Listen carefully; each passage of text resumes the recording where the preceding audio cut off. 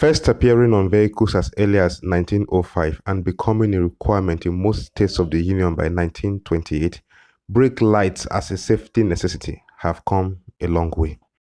In the US, the third high-mounted brake light was federally mandated in 1985 for 1986 models onwards. The idea of the brake lights, third or otherwise, is to indicate to drivers behind you of your intention of slowing down. This significantly reduces road accidents and other sorts of mishaps that might happen otherwise while driving. On modern vehicles, the brake light system is controlled by a switch that makes contact with the brake pedal when depressed.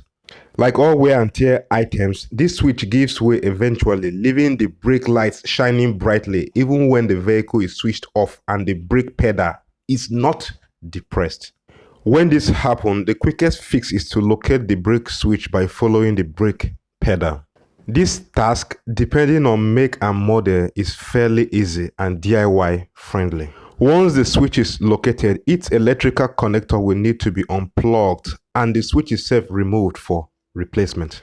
This usually solves the issue and the brake lights go off, only coming on again when the brake pedal is depressed and go off when the brake pedal is released.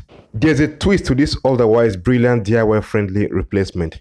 Some of the time, the switch is still very okay and working great. What it needs is simply an adjustment for better contact with the brake pedal. To test if this is your case, lightly tap the tip of the switch while it is still connected and in place.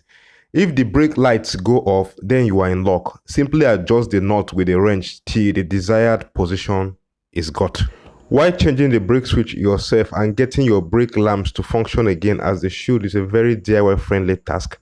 Because of the position of the switch and the dexterity required to access it, it may not be practical to handle this task yourself, or to do it immediately the brake lamps abnormally comes to your attention.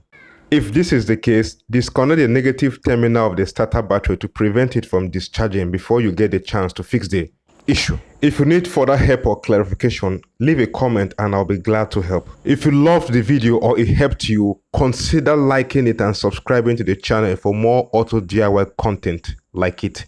Don't forget to also enable notifications when you subscribe. That way you never miss another DIY themed video from me. See you on the next one.